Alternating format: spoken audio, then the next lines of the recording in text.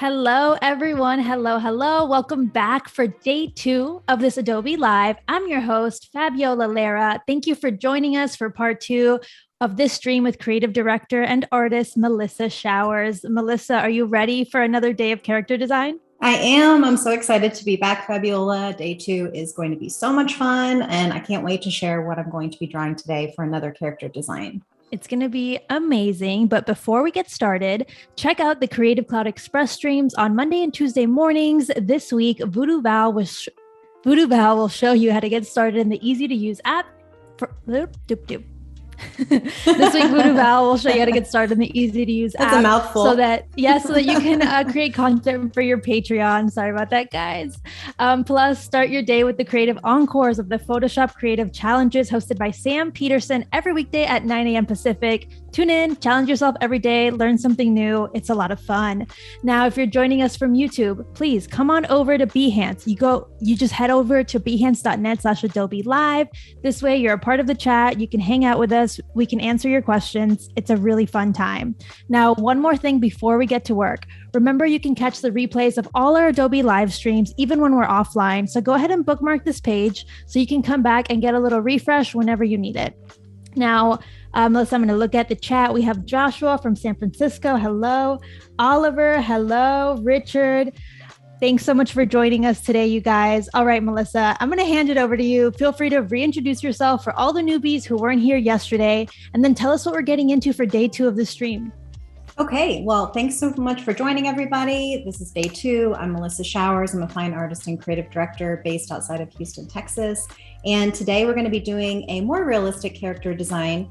And I just wanted to quickly show you on my Behance page, which I'm very active on, just a few more of my illustrations and projects. I'm actually going to be stealing some glory from one of my paintings that is going to be part of the painting today. This is a more realistic drawing. We're not going to get this realistic today. However, I stole her lips and I used them for my character design today. So I figured I drew them. Work smarter, not harder. Didn't want to have to draw them again. They were great. And so you'll get to see that if you stay tuned. And I'll show you how I brought those in and created the new lips for my new character design today. I'm so pumped to see this entire process. It's different from yesterday's stream. Mm-hmm. And for anyone who's interested in learning about painting on the iPad, this is an excellent stream to watch. Melissa, I'm sure, is going to share so much that you can just quickly accomplish with Adobe Fresco. Okay, so it looks like we're here. We're ready to start painting. We're here. Tell us where we get started. Yes, so this is Adobe Fresco on the iPad. A couple of you guys asked questions yesterday. I noticed on YouTube what kind of an iPad I have. So I have the 12.9-inch iPad Pro, but Fresco is compatible, I believe, with any iPad version, and it's also free. So I downloaded Fresco probably 7 months ago, and I've really enjoyed just exploring the different brushes and being able to do like a cross between vector and pixel. So today I'm going to share my process for a mainly vector drawn converted to pixel realistic piece. And this reference photo here is actually from Creative Cloud Express. I think you guys should check it out if you've never used Creative Cloud Express. It's a really cool way to post to your social very easily. You have a lot of access to different Adobe stock photos that they bring in for you. And whenever I'm choosing my reference photos, I just try to find something interesting that kind of connects with me. And I always love like a floral look on, a woman's portrait picture. And this one was kind of stylized already. So I thought that it would be a good reference photo to start with. Yes, that photo is really beautiful. And there's like so much going on. And I don't know about you, but I love drawing flowers and stuff like that. Do you too? I do. I absolutely love drawing flowers. Like organic shapes. Yes. It's so fun. You can't go wrong. It's especially when you're contrasting it with something realistic, right? That you do have to pay attention to like proportions and all that kind of stuff. Yep. And, this one is not exactly like the reference photo. I just wanted to have like a great idea of proportions, and I hate drawing hands. As you can see, I hid them in her hair, but I cannot wrap my heart around drawing hands. But however, you'll see in the process, I did draw them, but I ended up hiding them with the hair anyways. So as I take you through the process, you'll get to see a little peek. Okay. I feel like that's, there are things that artists hate to draw: hands, bikes, cars, sometimes shoes, but less controversial. But yeah, these are the things. If you can avoid drawing them, I don't blame you. Yeah, it's just no good. It's no good. Yeah. Let us know in the chat if there's any specific thing you try to avoid drawing. Yeah, I would love to hear, because I think everybody's got their thing that they don't like to draw. So if you see my work, you'll notice everyone has hands in pockets, and I'll draw shoes, but I won't draw bare feet. Yeah.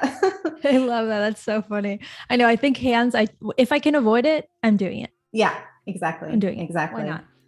So what's cool about Adobe Fresco as well is that you can bring it into Photoshop. And a lot of times I'll finish my pieces out in Photoshop, but the layers don't merge back in the same way when you bring it back into Fresco. So what I did was I finished this piece in Photoshop, exported the PNG, and brought it back into Fresco. And then I continued to draw on top of it, which is a really cool way to use both programs, but you don't have to necessarily finish off in Photoshop. So I'm just gonna hide that layer.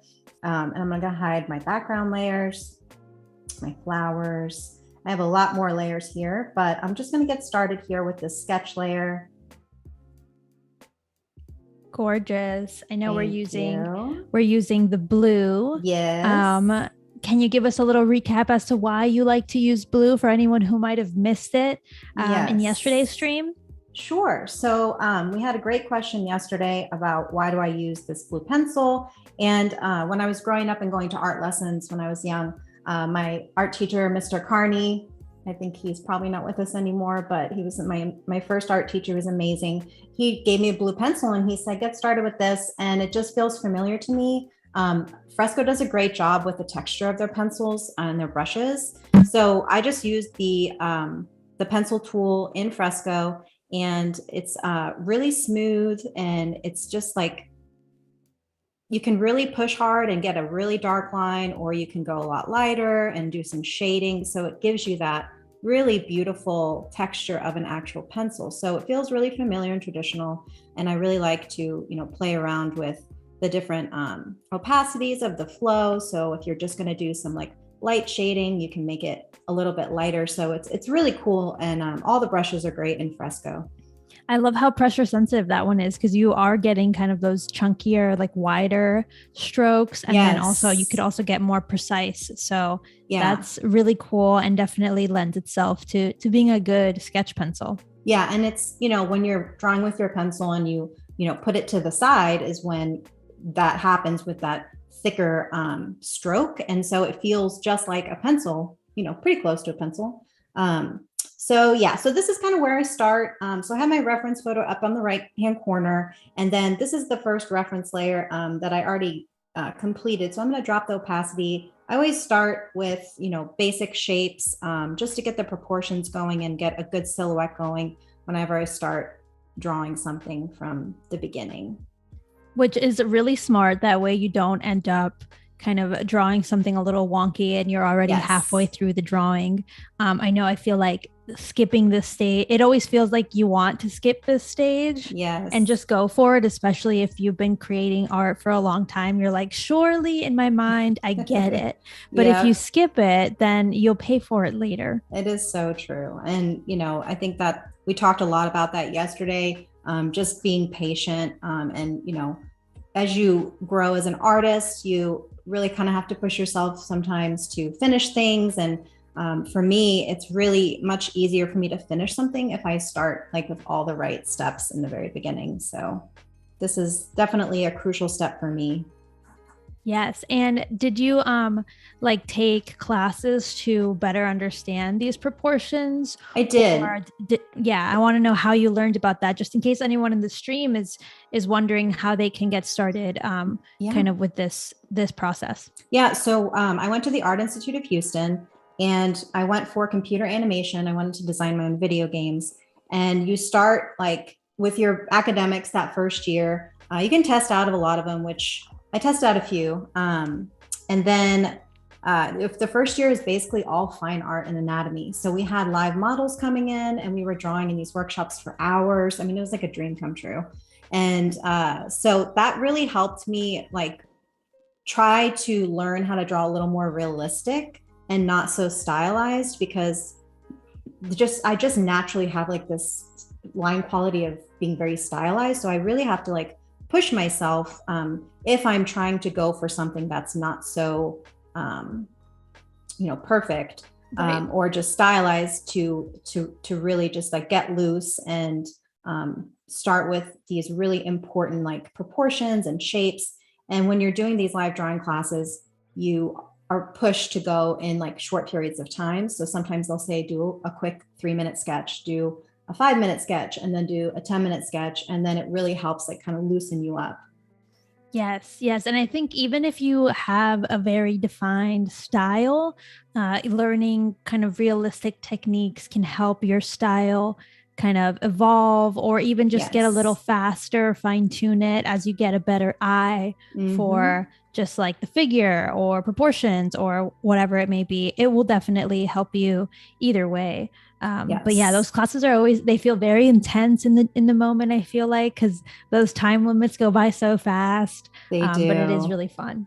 They go by fast. And then, you have people like looking over your shoulder and you're like, oh, is their work better than mine? And then you have to like stop comparing yourself. So yeah, it can get that way. But you know what? It's like going to an art school, it was like a bunch of art nerds, and I'm an art nerd. So I never really felt that pressure. I just did that to myself, right? So everyone was so nice. And I do feel like the time limit kind of sets like a like some sort of standard, right? Like, okay, we're all just going to spend 3 minutes, right? So whatever you can do in 3 minutes, there feels like there's less pressure, as opposed to like a take home drawing where someone might have spent the entire, last 2 weeks on it and you only spent a week on it. Yeah. And then you're really comparing yourself. Yeah, exactly. We have an amazing question here from Elizabeth Slim. Welcome back, Elizabeth. I'm pretty sure you were here yesterday. So thank you for joining us. Since you say you're so stylized, how long did it take you to adapt to these more realistic drawings? So it's really taken me a long time. I mean, you can see the progression on my Behance page when I started drawing, kind of tackling that more realistic approach. I would say, it's kind of an interesting question, because part of the answer is like my whole life up until now, right? But I actively started trying really in the last, I would say, year. So I think in the last 6 months, I've seen like a huge change in my capabilities, which is so interesting because, when you're an artist most of your life, you see these milestones and you're like, okay, I'm getting better. But when you actually really take the time to practice every day and really focus and, look at other people's stuff and push yourself, it can come a lot quicker sometimes. Yes, I totally agree. I think like you said, for many artists, it's like a lifetime of work, but there's definitely these like concentrated periods of study that kind of like up level your skills, up level your practice, and kind of get you there a little bit faster, even though you've always kind of been maybe drawing or sketching or, playing with different creative mediums. It takes those like intensives to really get there. So it's cool to see that you were able to kind of push yourself to this kind of side of drawing from. Thank you. I am like putting stylized and realistic opposite of each other for some reason, but well, and you can combine them too, but it really is like, I see people like on TikTok. I know you're you have a TikTok page. Yeah, I know. Yes, I do. Yeah. And I always watch these amazing artists that do these like giant drawings, and they're so realistic that I'm like, how in the world how is that real? And yes, those photorealistic drawings that take like, they have to take months. I can only imagine. And it's like, when you have like a studio space, it's great because then you can like leave all your stuff out. So different than digital, where, I could take this with me anywhere and I can just draw. Yeah, right? It's a whole other experience for sure. It really is. But I think both equally valuable. Yes. They both have their place in the world for sure. Yes. I definitely feel like after I practice a lot digitally, then I'm kind of inclined to want to go back to traditional and re-explore some themes. So it's really interesting how they can kind of play together. Yeah, I know you have a lot of illustrations. I've been seeing some of your stuff drawing in Spanish. Yeah, so are those digital or are those hand drawn? Yeah, those illustrations that I make are hand drawn, Oh, actually. okay, cool. Yes, Yeah. and colored digitally, but Oh, cool. you know, Okay. Yeah, I did a lot yes, of I that mix it too. up. Yeah, it's nice to mix up your mediums. It Um, is. because it gives you another effect, Yeah. And why don't you give us a little recap as to what we're doing here in Adobe Fresco for iPad for any listeners who are just joining us? Yeah, so right now I'm just kind of getting my sketch layers together. I like to do like a progression of really loose and then shading out color values. And I'm using this blue pencil because it reminds me of what I started sketching with at a young age, just like a blue HB. And it's just like a great texture that the Fresco brush gives you. It feels like a pencil. So like when I'm shading, I can move my Apple Pencil to the right, and it will just allow me to manipulate the pressure and give me such like beautiful texture and shading, and it's very satisfying. It feels very natural. With a vector, it's a whole nother ball game. I think you're doing such precise lines, and it's just not blending. You've got two completely different brush types, and you get the best of both worlds here in Fresco, and that's what I'm doing here. I'll be combining both of those brush types. I have a little question for you. Yeah. Do you usually work with a transparent background? So I don't always. I do for this live stream. I was separating my layers out, and I was making sure things were hidden. So I typically have like a white background to start, or a darker color, like her skin tone. Okay. It helps to feel a little more finished before it's finished too, especially if I'm sketching on top of like a darker color. It Yes. also gives me ideas of like maybe what background color I want to use eventually. But for this live, I'm just so happen to be on a Gotcha. I transparent wasn't sure if it was background. like a specific technique, like you like to be able to see the transparencies as opposed to having like the white background can sometimes kill the different gradients a little bit. Yeah, it can. Yeah. So I was just curious there. Everyone always has like these little things that they do in their process. And I'm like, wait, why are you doing that way? And like, because I want to know exactly what you're thinking here. Yeah, that's a good question. I mean, I think it's actually, as I'm drawing right now, it's actually kind of nice because it's not distracting at all. Like you mentioned, the white can kind of askew things a little bit. You don't get to see fully, all the different opacities of the brush and how hard you're pushing for the pressure. And so it kind of feels a little organic, even though it's the typical checkerboard background. Yes. But at the same time, I feel like sometimes by drawing like this, you can make sure that you're not drawing accidentally on a white layer, which can happen and then be devastating. Absolutely. Yes.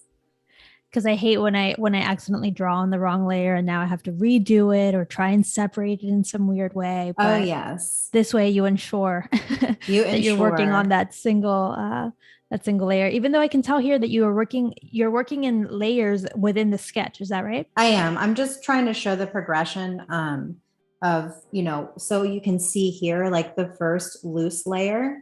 See how her shoulders like up here. So yeah. I'm now like kind of refining her proportions a little bit better, deciding like where things are going to land before I go to color and vector, just to make sure that things look right, the silhouette looks right. So that's kind of where I'm at right now with this progression. Yes. Take your time sketching and getting it right before you start getting into the details, especially with this illustration or drawing or digital painting, where you don't want to end up doing something super realistic, but kind of off. Yeah, exactly. Yes. There's this great question here from Deepti Krishna. Welcome back, Deepti. Any tips for a great character design? I think a great character design, I feel like you have to like have it in your soul.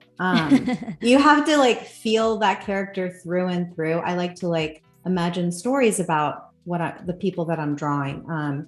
What is their day like? Where are they from? Where do they live? What do they like to do? What is the mood? What's the vibe? So I think when you can like figure out what emotions are going to be attached to it, at least for me, it helps me with the facial expressions. It helps me with the posture. It helps me with the colors. If I wanted to do something super feminine, then and soft, that would be a completely different vibe than like yesterday's drawing, which I created, and it was more, vector character design, but she was super moody and she was like rainbow bright Gen Z all mixed together. So I think it really just depends on inspiration, your reference photo. Where's your character going to live? Is it, something you just want in your portfolio, or are you going to put it in a background in an environment? Do you want this to be a video game character? Do you want this to be for a storybook illustration? So I think there's a lot of like scenarios and visual storytelling you can do when you're coming up with different character design ideas.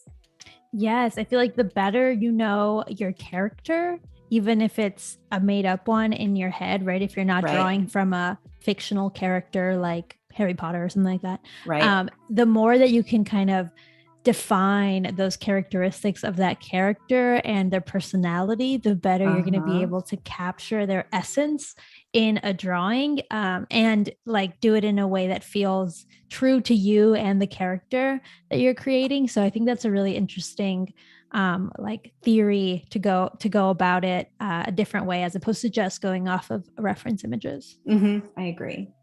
Kind of the story behind the character. Exactly. What's the story? Have you ever like mood boarded for a character design beyond the initial reference images that maybe inspired the character, but maybe other elements of the character, like you mentioned? In college, I did a lot of that. And that was more because they were directing me to. So I don't know if I'm sure, well, you guys know World of Warcraft, right? Okay. So when it came out like a long time ago in the 90s, I was asked to do character design for that company, but it didn't work out because of some personal reasons. But I remember like studying and talking to my professors about it, and they were like, you have to do like a line sheet and show the character in every single angle, and then you have to show different facial expressions, and then you have to show them in different environments. So I think then when you're doing something like that, a mood board is so important, just for like a high level baseline of what you're looking for. So I haven't done that recently, but I do have a ton of mood boards on Behance for different characters that I want to create from like fashion models on Behance in photography. Yeah, that kind of thing. Oh, perfect. That's amazing. We'll have and to that's check for those inspiration. out. Yeah, I have so many, and I also have them for my job too. Whenever we work with a client, I'm a creative director at Designity. We create mood boards like for video production, animations, and stuff like that. So we can understand the taste level of the client, the mood, the feel, the illustration style, if it's going to be animated or stock photography. I think mood boards are a perfect place to get started, really, for so many artistic projects. Yeah, they definitely kind of can establish like a baseline for the project that's like a visual baseline, essentially, to kick off from, which is a really cool way, instead of going into like a blank page, just go. That's always the worst. That's hard. Part. That's a hard place to start. From an empty page. Yeah, from an empty page. The threat of a blank page sometimes. It can be overwhelming. Yes, that's one of the cool things too about Fresco, is that you can start with like a pink page or a green page and just start coloring it. That way you kind of ruin the paper before you start, get a little less precious with it, loosen up. I agree. And you don't have to worry. You can always undo. Yes, always undo. So I'm just going to wrap up this phase. This is kind of a very loose sketch that I feel like I'm pretty happy with. So Fresco has groups, so you can group your layers. One thing I would like to put out there is, does anyone know if this is real? Fresco, apparently you can name your layers in Fresco, but I don't know how to do that. And I know that interesting. I looked it up because I think it's so important that we all give that feedback to the program so they can create that.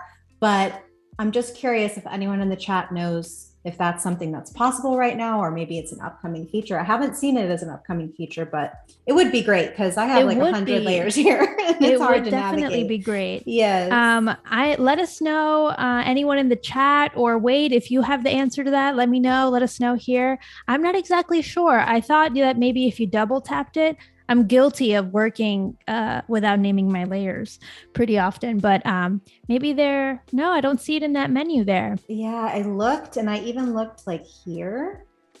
Right.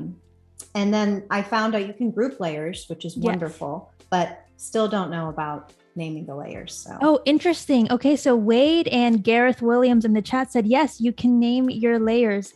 In the layer properties, just click the layer name. The layer properties. They make it sound so easy. Oh, right there. Wait, it is so easy.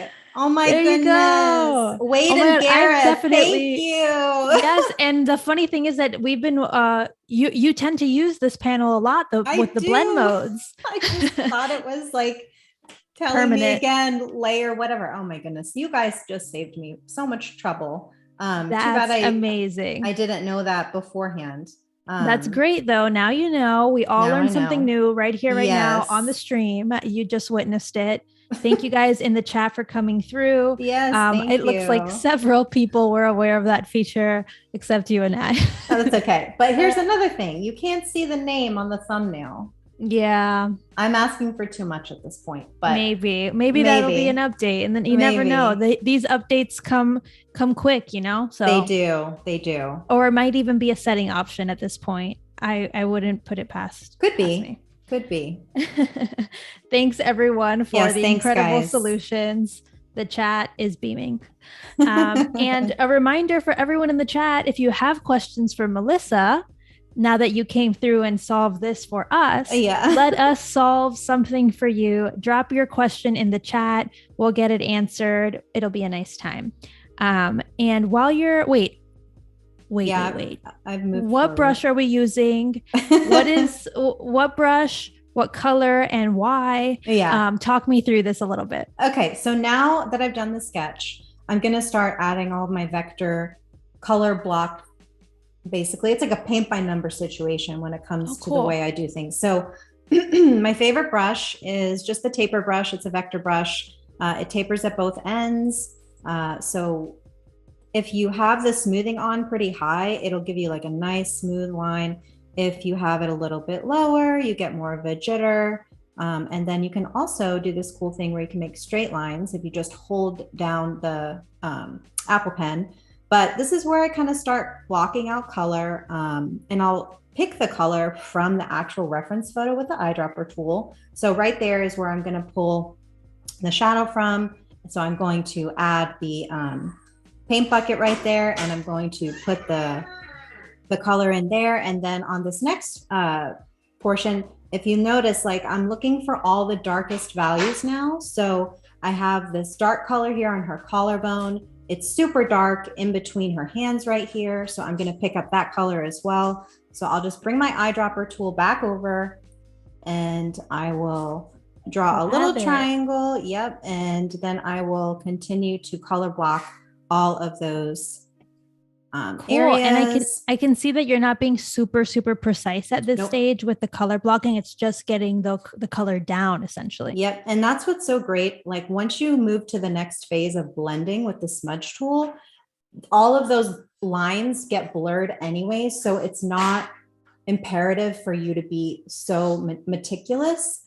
Right. For this particular piece. For some other really super realistic pieces that I've done, I'm like in there pixel by pixel, like on the eyes and everything. Got it. Literally pixel by pixel, because I'm going for that super realistic look. Mm-hmm. Okay, that's so cool. I like that here we're working like smarter, not harder, dropping in the colors and then perfecting as opposed to getting into the details right away. Mm-hmm. And I love that I can see that with the vector tool, you're kind of dragging and filling the shape instead of coloring it in, which is paint bucket. Which is a simple way to just speed this whole process up. Yep, it really is. And you just have to always remember to close your lines, because sometimes if I'll draw like a whole bunch of shapes before I go back to fill them in, and then I if it keeps filling the whole screen and I can't find where I didn't close something. So I've learned the hard way just to do it like bucket by bucket, piece by piece. Yes. Slow down a little bit. Yeah, slow down just a little bit. Amazing. We have this question here from Julie Pereira. Okay. Hi, Julie. Yes. So, hey, Melissa, loving this. I have a question. What was the process like for you to adapt to the digital pencil? So this is from the previous phase, but I figure let's address this question because I'm sure a lot of people have a hard time making this adjustment. Yeah, I think that's a really great question, Julie. I think that because it was like a phased thing where I didn't have my iPad until recently, probably a couple of years. I was using my mouse in Vector in Illustrator and I was drawing with my mouse. So when I got the pencil, I was like, this is a dream come true. So I think it wasn't like a huge learning curve for me. What the learning curve was more about getting to know the brushes and like customizing my pressure, and then like tilting the pencil in a certain way and understanding it. So I think it's about like research and trial and error. I mean, there was a time where I went through on Fresco and I tested every single brush in different colors because I wanted to get to know all the brushes in case I like missed one that could be great for me. And Kyle Webster also has great tutorial frescoes that he goes through a lot of the brushes and like the blending capabilities and mixer brushes and stuff like that. So I think it's a combination of my own research and a lot of like Adobe tutorials too. Yeah, don't be afraid to watch some other tutorials, get to know, and to, like you said, take that little bit of time to study the tools and see what you like and what you dislike. Because a lot of the times, like, you love the pencil because you know that it works great for your process, but maybe you don't need the pencil, Julie. Maybe you need to be using the vector brush instead, and that's going to be what changes it for you. You don't know until you experiment.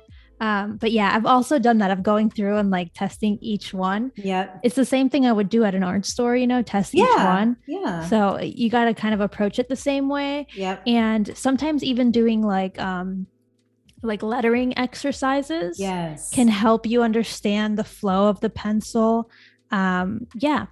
And sometimes you can bring in your traditional material. I know you can import photos into Fresco and then trace. So that might be a way for you to kind of loosen up your hand a little bit and get used to it. And then eventually you won't even need that original traditional reference image. Yeah, I think it's important to allow yourself that, tracing is okay. Like you can practice that way. It is important to get yourself comfortable. And if that means, tracing something and getting loose, I don't think there's any shame in that at all. Yeah, for sure. Especially as you're trying to figure out your process. In the chat, Becca Smith makes a comment that she's still trying to figure out the ideal Fresco workflow because they can't get used to the pressure settings.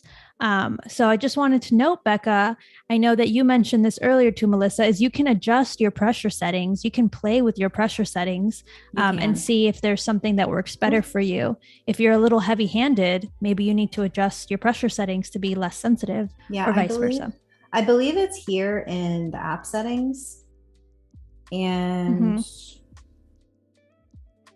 touch. Right. So here's your Apple Pencil. So this is like, right now it's system settings, but you can change all the settings here. And you can long press for an eyedropper if you don't want to go back to the paintbrush or the paint bucket tool. There's a lot of different shortcuts. So I would suggest like going through your app settings and playing around with it. You can also change the brush settings for each brush and save your favorite jigger, spacing. All the settings are also, something that it allows you to change as well. Yeah, it's definitely a process of kind of experimentation to get it all kind of in that sweet spot. And it might also just get, you might just need some time to adapt to it because maybe you just need to be practicing more on the iPad or with your stylus or whatever so that you can kind of loosen up with it. Just like when you try a new traditional material, you need maybe a little bit of time to get used to it, like anything else. 100%. So don't be discouraged.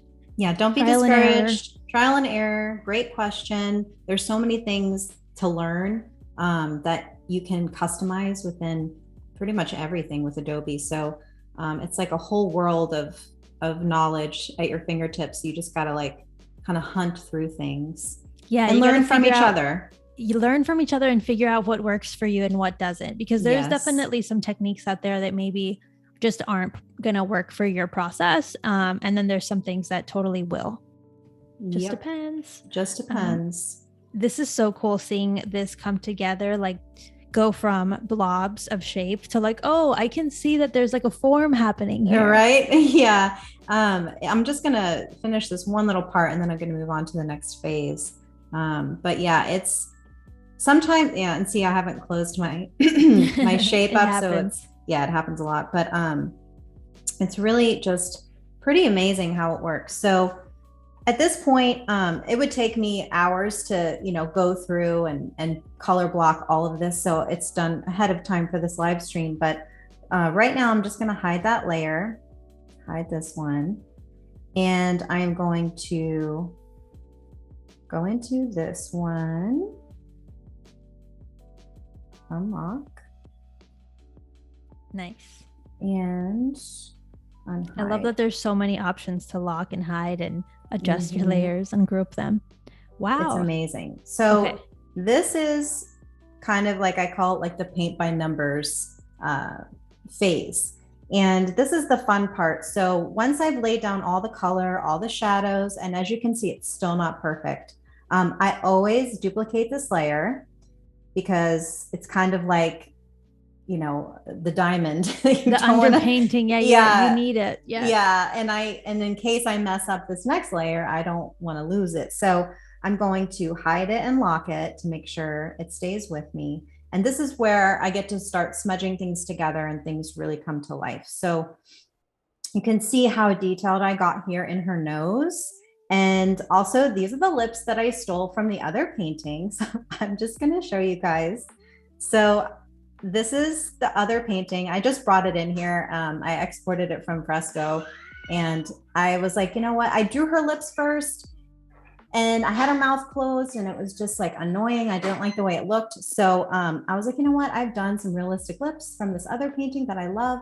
So I basically just lasso tooled them in and copied them onto the layer. And then I just merged the layer down and made it a part of this particular layer. So if you have pieces that you've worked on that you want to bring in from other programs, even within the Adobe suite, you can easily do that and bring it into Fresco as an image, and then you can merge it into the layer that you're working on. It's really great. I just love that you're doing that. I just think you're working smart. You already did the work. You're working digitally. So why not just grab it from over there? I feel like in design, designers do that a lot in terms of like grabbing shapes from other forms to build new forms, or referencing other projects and layouts and stuff like that. So why not do it for illustration, for painting when you're working digitally, and you can totally do that. Yep. And it just makes, for this particular piece, I was like, I'm just going to use those lips because they work. If they didn't work, I wouldn't have. That'd be another thing. Yeah. So now I'm going to go to my smudge tool, and I have my soft round opacity, which is my favorite brush. And I'm going to play around with the strength to see how much I want to smudge and also the size.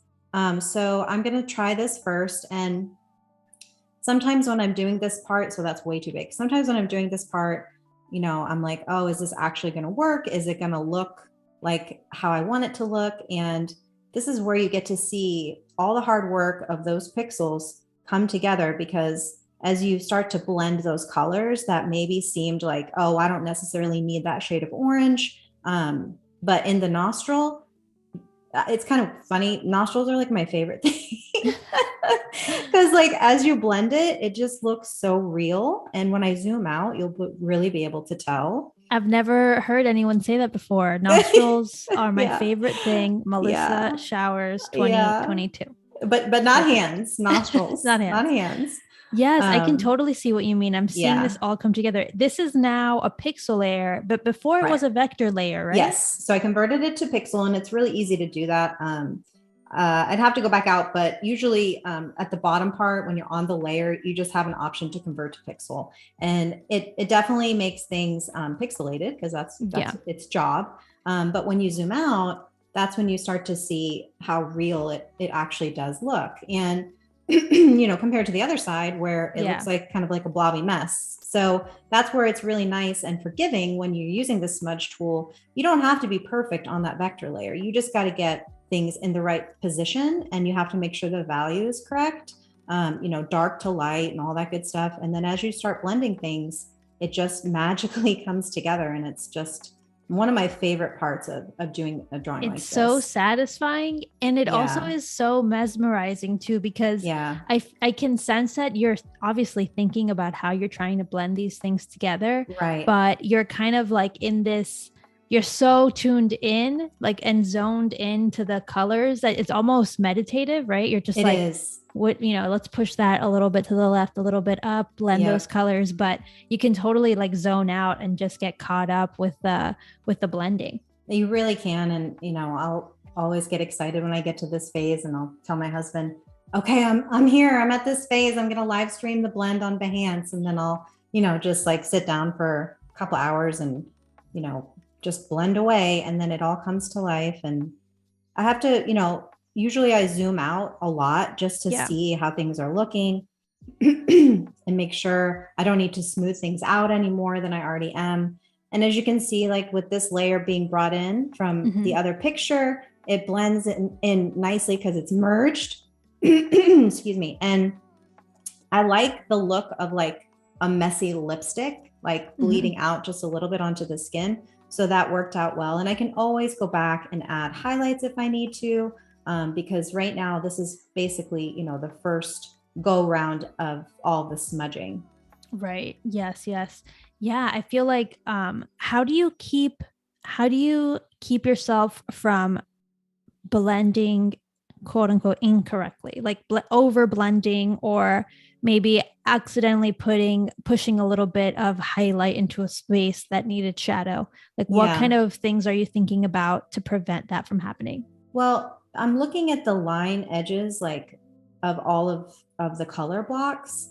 And I'm making sure that even though you see a big circle circumference on the brush, that's not necessarily what the area that's being blended. So it's extremely sensitive on the tip of the Apple Pen. I've learned where the push actually is moving things around. It feels like you're moving paint. And it also helps to adjust the strength here. Because one thing that happens is if you have the strength up really high and you go really fast, it gives you this like skipped look. Yeah. So you have to like be very gentle and adjust. It can look a little liquidy as opposed to like blurred. Yeah. Yeah. And the bigger brush you have, the smoother all those colors will come together. So I have to play back and forth with size. Like if I look here, like I definitely don't want it to look so detailed in that spot. So I'm going to up my pressure, and I'm going to up the size of my brush, and I'm going to go much bigger over here and more zoomed out. So it looks more contoured. Yeah. I do think that it's kind of reminding me of like makeup application a little bit, right? I mean, the parallels between figure drawing and makeup application, I feel like they're right next to each other. The different techniques, you know? It's funny because like, you know, if you're watching someone put makeup on and they're contouring their face like crazy, this is basically like a giant contour before you get your sponge and start blending. That's really all it is. And it just is a reminder of like how many different colors are on all of our bodies and our faces, and how it's never just one shade. It's so many different shades. Yes. And how they all like kind of just gently move from one to another, you know, and give you that suggestion of volume. And that's why makeup artists are able to do like crazy magician level sorcery on faces sometimes too. Yes. Oh, another great question here from Elizabeth Slim. Yes. What's the fastest you've ever blended a drawing? Probably 2 hours. Wow, that's very fast. And I know I've blended this one probably a little bit faster, but this drawing is more like I'm just blending her body, but a face, like a big realistic drawing probably 2 hours because I probably had no patience and I just couldn't wait to see what it would look like. Yeah. But that doesn't mean I didn't go back and like fix everything that I maybe rushed through. But Well, thank you for that question. Yeah, Elizabeth, that's a great question. Yeah, it is very, very fast. I do feel like once you are familiar with your process, like anything else, you Yes. can learn to speed it up. Mhm. And like, you know, what areas you need to be precious with, like probably Right. the nose, the lips. But for these bigger areas like the forehead and the cheeks, you may be able to work a little faster since you're not adding a ton of details there. So there is like, you know, some wiggle room there. You learn to I'm sure you've learned to figure out what places you can afford to kind of shave your time down. Yeah, exactly. And what places like deserve a little more attention, like the nostrils. Like for this part, it's going to be a much bigger blend because we're just doing, you know, her skin tone, and there's not a whole lot of different color gradations here. And I don't want anything to look like too separate. So I'm going to make sure that I use like a bigger brush. So neat, so satisfying to see.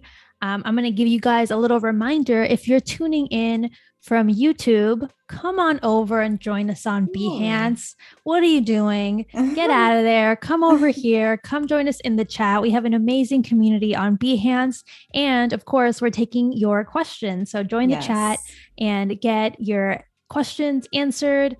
And that way you don't have to leave without, you know, with something still, with a little question still bugging you at night. You can get it resolved right here, right now.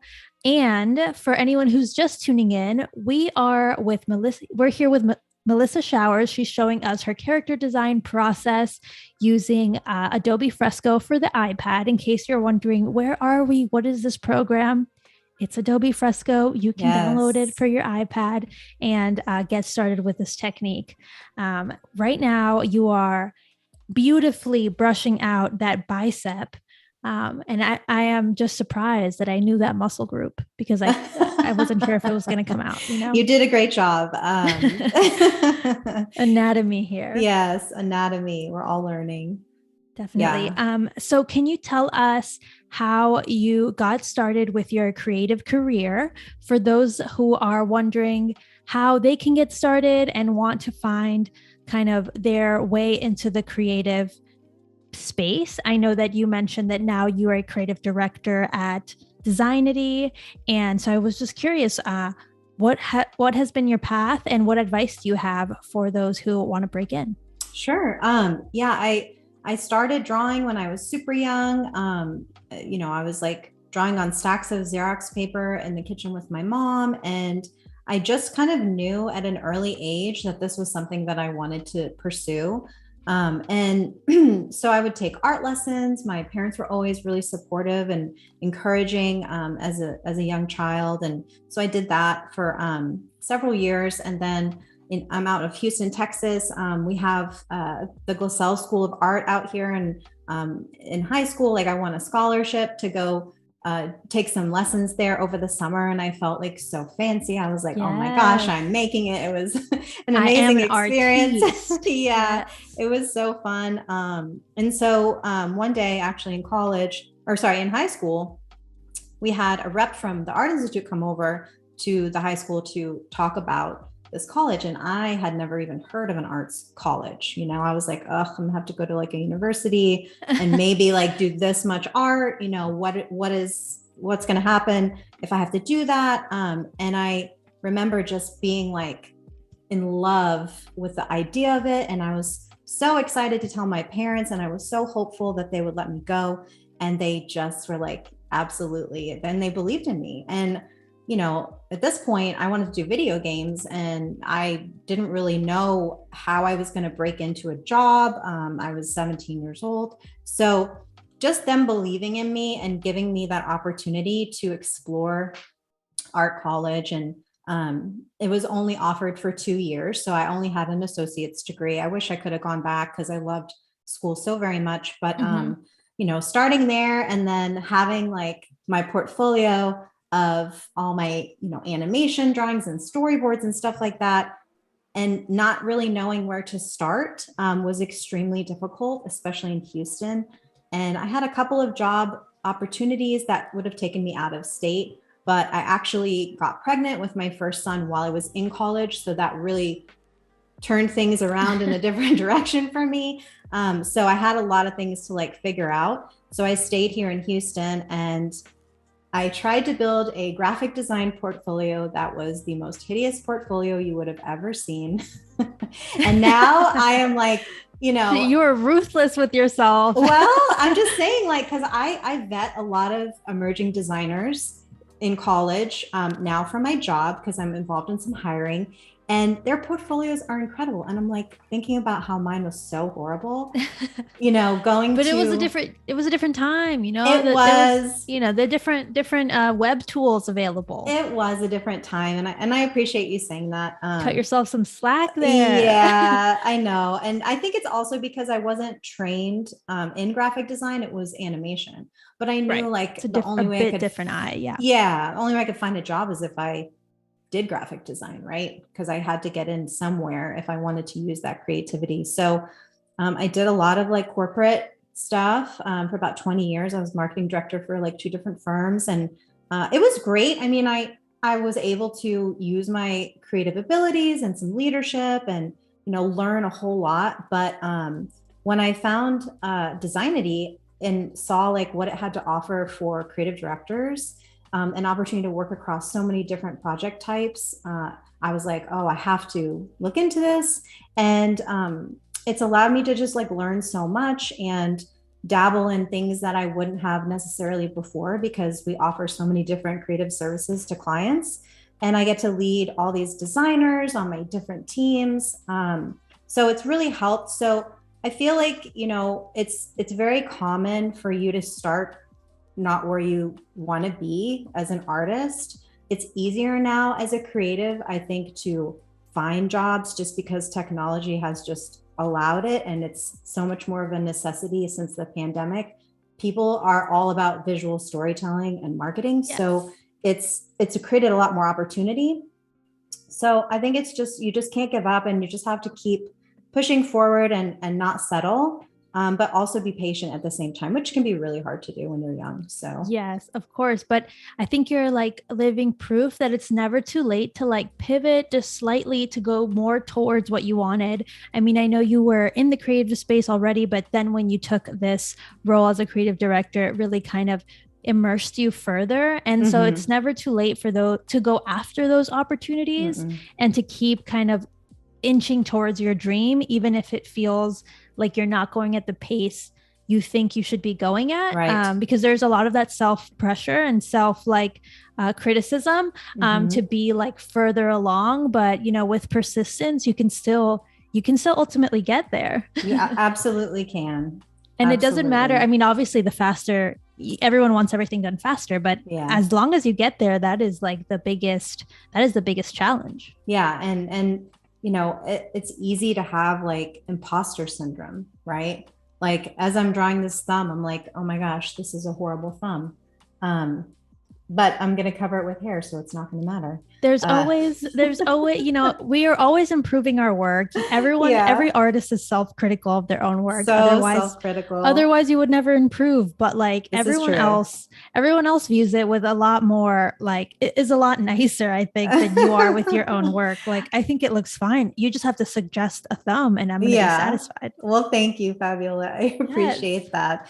I definitely can be self-deprecating, but it's also like, I think it's good to like have some of that humility.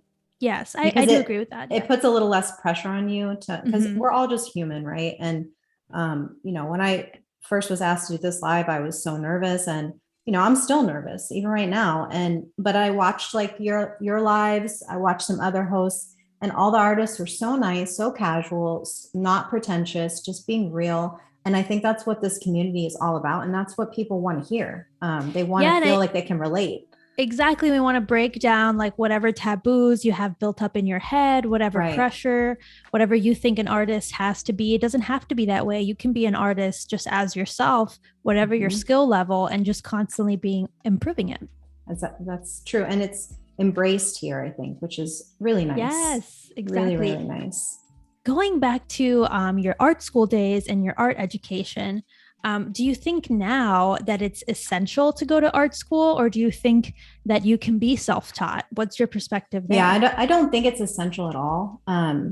I think college is great. And I think some people, want that experience. And I think that it's a huge accomplishment and it can be extremely valuable for a lot of people. I don't think it's necessarily a necessity anymore. I think that there's so many ways that you can learn and get certifications without college. And you don't need to always have that 4-year degree, especially with design. I mean, I can only speak from experience when I'm, looking at different creatives to hire.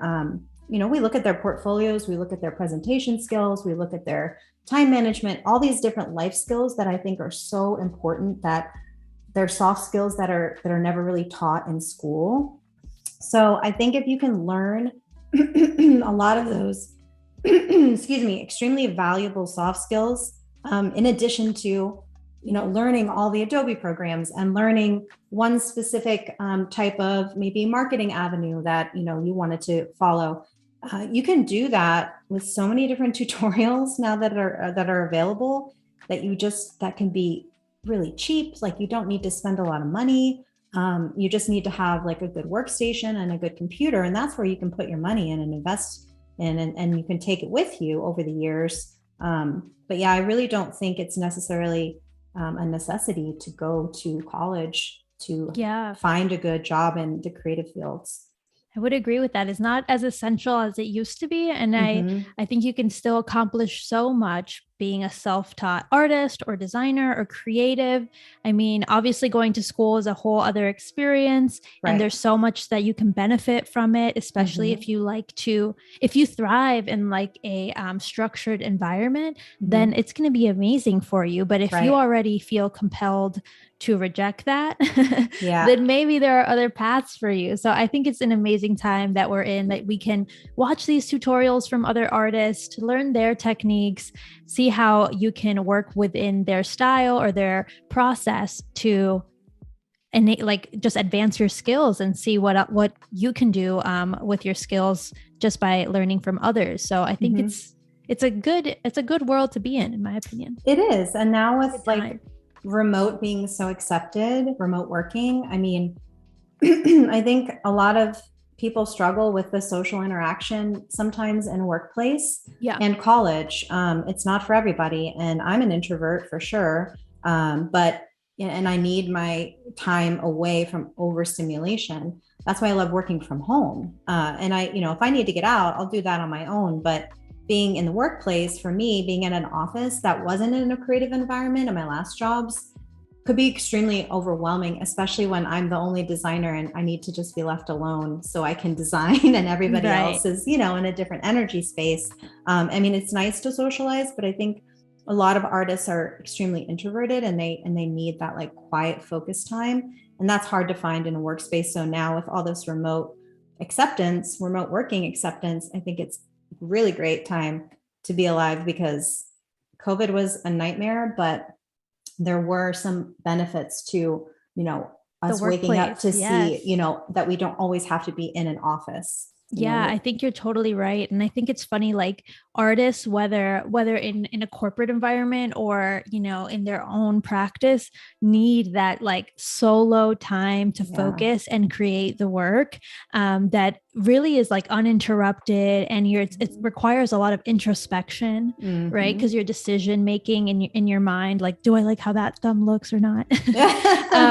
And you can't really do that without having that like quiet time. And I think even in a corporate environment, it's like sometimes impossible when there are other roles that require just like, conversations or brainstorming or just different kind of muscles. So it's really funny that a lot of artists need that quiet time. Like, I think aside from these live streams, we all create very alone to ourselves. Just it's a very personal time. Yes, I agree. And it's hard to find, like, I think that's why usually creative directors are a little bit older, because you've been through like the gamut of all of these different experiences and art experiences. And you have to be able to present well and be in front of clients.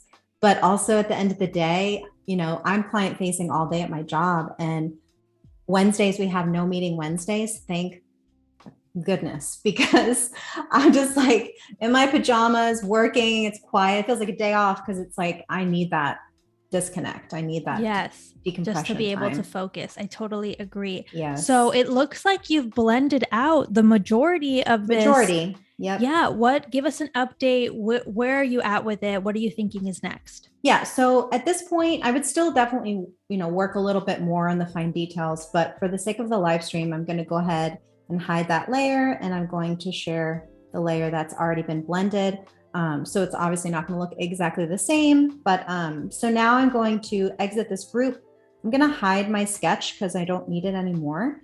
And then I'm going to start bringing in some other elements. And when I first did this drawing, I actually didn't have hair. I was going to do it just the way it is. And I have that on my Instagram actually. And I went back to it and I was like, I want to add some hair to her. I want to give her some kind of like edgy vibe with this with this kind of blue purple hair. So what I did was I started with this kind of a look, and just going to go into my groups here, and I'm going to hide some of these layers so you can see how it started. Breaking it down for us, you guys. Yeah. And so if you look at the reference photo, I've got like the palm fronds, but I ended up turning them upside down because I didn't want to make things exactly look the same. I also added the flowers in, and there's so many different layers to this. So you're going to see like pieces of flowers on a certain layer. And then as I bring in other layers, there's going to be highlights on top of that. So it's a great thing, that you can always build upon each layer. So right now I have these palm fronds that I drew in a vector. So same situation, I drew them and then I just blended them, and the same with her hair.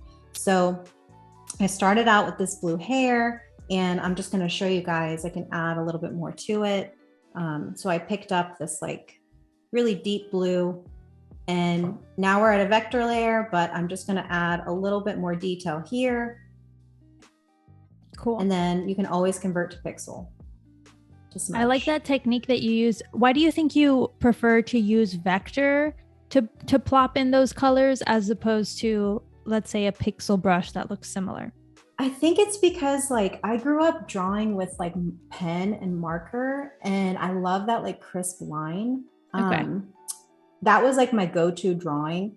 So I think it just feels more natural to me versus pixel. I haven't been able to find, other than the pencil brush, something I'm really comfortable drawing with. So I feel like with the vector, you have the control, but then you can go back and like really mute it out and like blend it down with the pixel, with the smudge brush. When you convert it to a pixel layer, it just feels like a little more comfortable for me.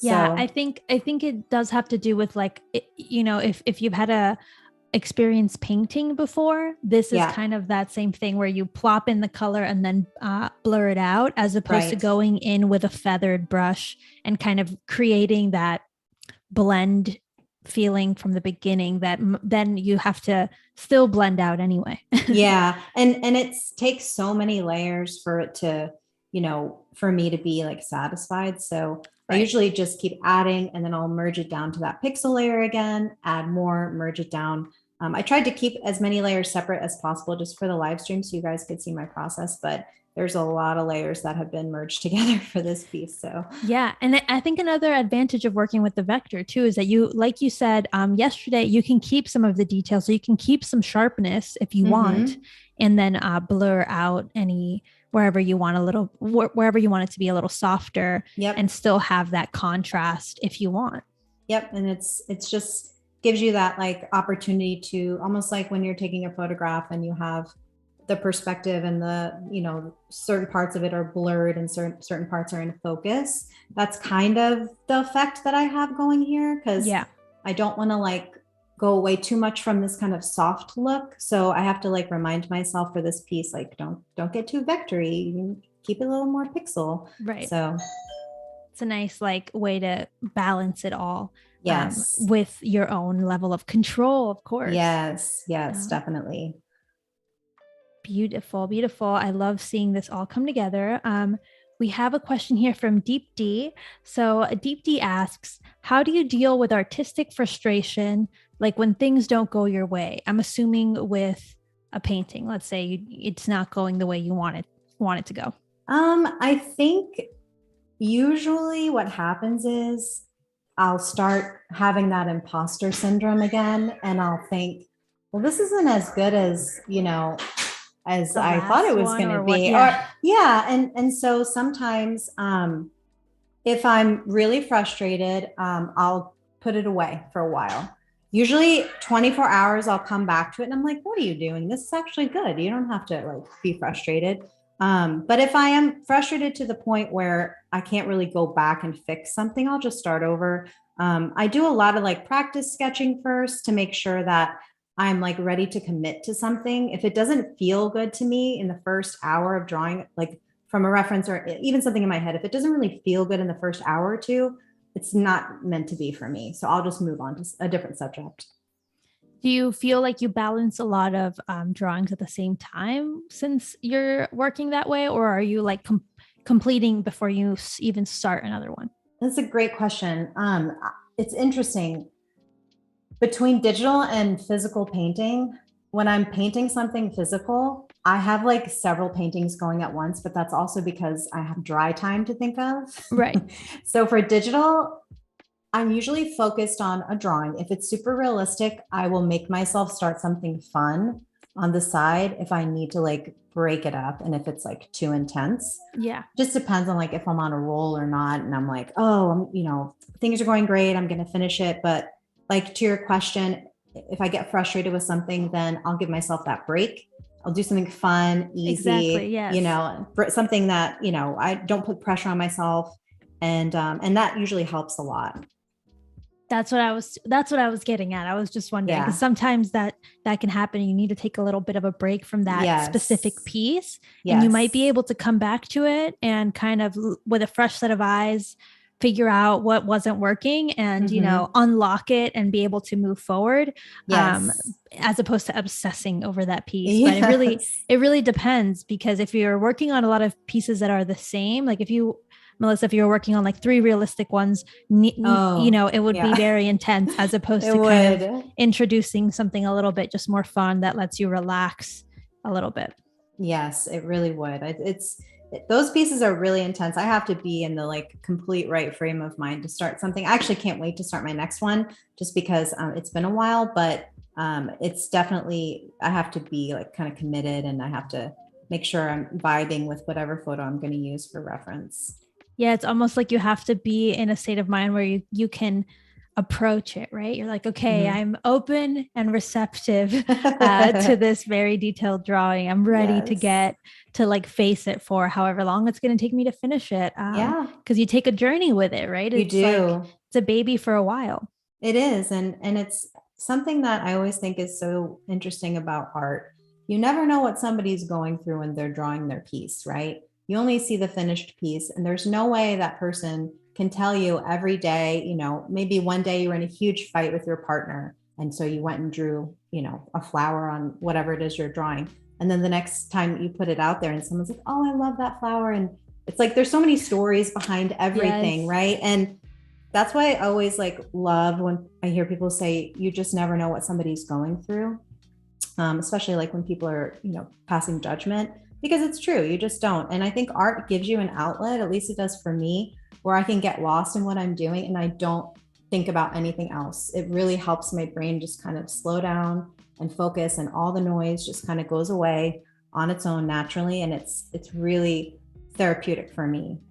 Yeah, I would agree. I feel similarly. It's definitely like just another outlet and another way to kind of express yourself, despite, what may be going on in your mind that may be a little bit stressful or anything. And I think the cool thing about working digitally is that when you are kind of in that space where you need a little freedom, I sometimes feel like digital gives you a little bit more flexibility to kind of relax. And because sometimes when I approach something, I don't know if this happens to you, when it's traditional, I'm a little bit more tense about it. Oh yeah. And so when I need like just a free creative outlet, digital is always kind of my go-to, because there's just inherently less pressure. It is. And it's like, you can erase things. You're not wasting paper. It's Precious paper. precious paper, art supplies. It's not as expensive. And you can undo if you're in a negative place and you can't undo, that might just set you over the edge for that day. Oh, yes. But if you're on digital, you can always just, close the app for a second. Yeah, you and absolutely be okay. can. Absolutely. Speaking of like kind of drawing and painting being an outlet for you, do you have a daily creative practice these days, or a routine or anything like that? For my personal stuff, I think at least several days a week, I will grab my iPad and just sit on the couch and go through like my mood boards on Behance and see what inspires me. And I would say I probably draw at least, if I had to guess, at least 5 hours a week at the minimum.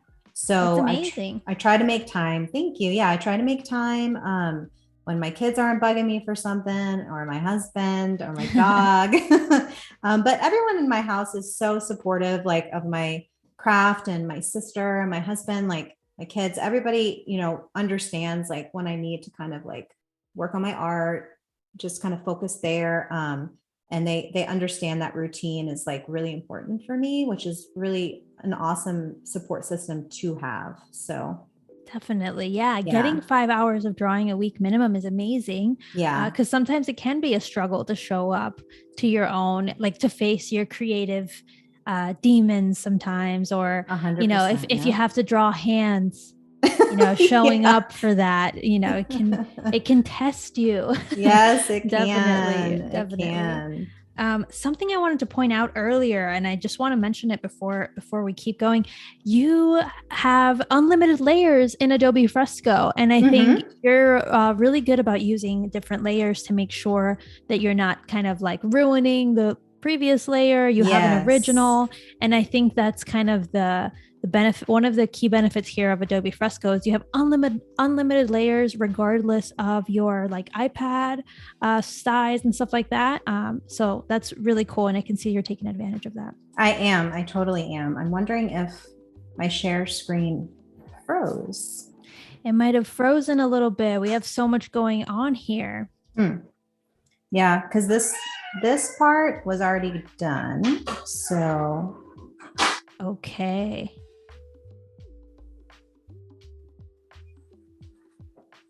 All right. So while that clears up, we're going to take a second to reload this to make sure that you guys can see everything Melissa's working on. You don't miss any of the action.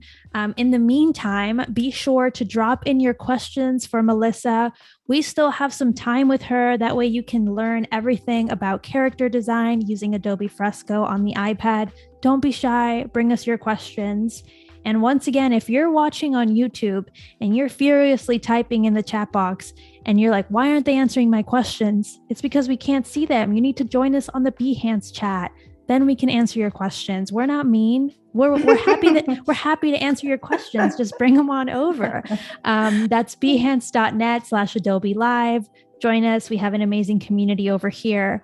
And in the meantime, we're waiting for this to load so that you can watch her process go down. Give us a little recap as to where we are, what stage we're in. Oh, okay. We need to go to standby. We'll be right back.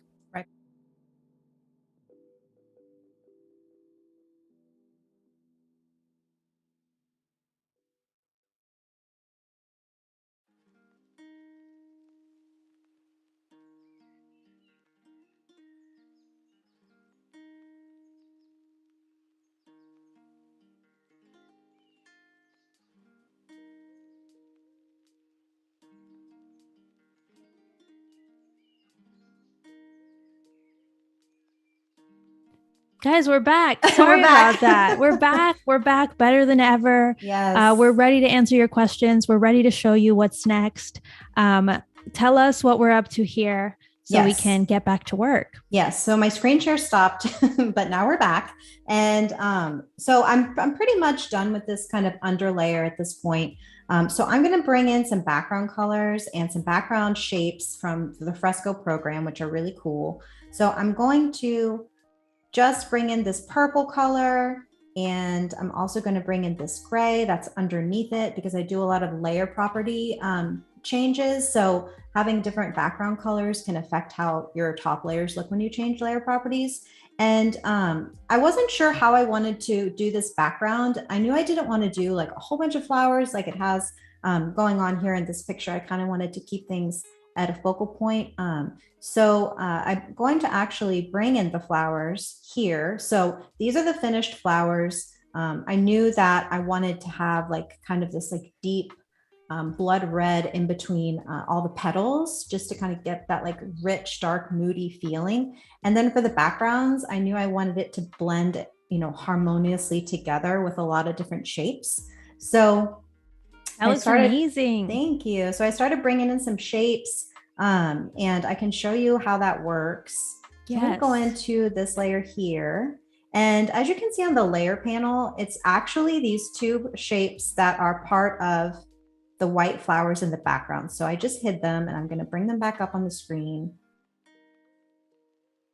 So those show up there. But what they actually are is if you go into your shapes panel, which is such a great feature of Fresco, they offer like so many different shapes for you to choose from. So you go in, this is on the comics shapes, but there's floral. And if you go into floral, you can choose like any of these shapes. So I actually was like, I wonder how this shape would look. So I went ahead and brought that in. I filled it with a really light color. I think I actually filled it with white, and I'm going to go ahead and fill it. Oh, you know what? Let me do another layer really quick. There we go. Now fill it, and it'll always ask you vector or pixel if you want to fill it in vector or pixel. So we'll just do pixel just to show how that looks right now. Oh, it looks so cool. I can see it. It's very sharp. Yeah, super sharp. But what I did was I put it back there and I was like, you know, I definitely want to make it a little more blendy. So I filled it actually with vector. I misspoke. So I'm going to change it to pixel so I can start smudging it out. So all you have to do is go to convert to pixel layer on your layers panel. And then I'm going to go back to my smudge tool and I'm just going to bring out those edges so that it is a little more cohesive in the background and kind of just flows a little bit better with the rest of the painting. Oh, that looks so cool. That is a really good effect. Yeah, it's a cool trick. Yes, and that is so much faster than trying to create those organic shapes yourself. Mm-hmm. Here you start with kind of that like shape, and then you're able to make it more organic, kind of refine the sharpness, you know, like you were saying before that you did the same technique on the hair. You can keep some of those details, but also choose to blur some out. So that is a really handy trick. It is. And it's just fun to like play around with different ideas. So I'm just going to take that one out because I landed with these two below. And then I just want to quickly show you guys the other background shapes that I used. So this entire background is just so many different shapes. So if I hide that main layer on top and I go into this group, you can see there's a bunch of different layers here. So that shape is one of my favorite shapes that I also talked about on my live yesterday. And I'll just create a new layer so you can see it, but it's this slash shape. So I'll go back into my shapes. I wonder if you could hide the body and the reference image just for a sec so we can see the shapes, because there's so many of them that I'm having my eyes having a hard time distinguishing them. Yeah, I will definitely do that. So let me just fill that. Perfect. Back out the splash shape, and I will hide all these layers so you can see. Yes, I'm just curious about this background. Okay, so now we are back in here. Let me go back in.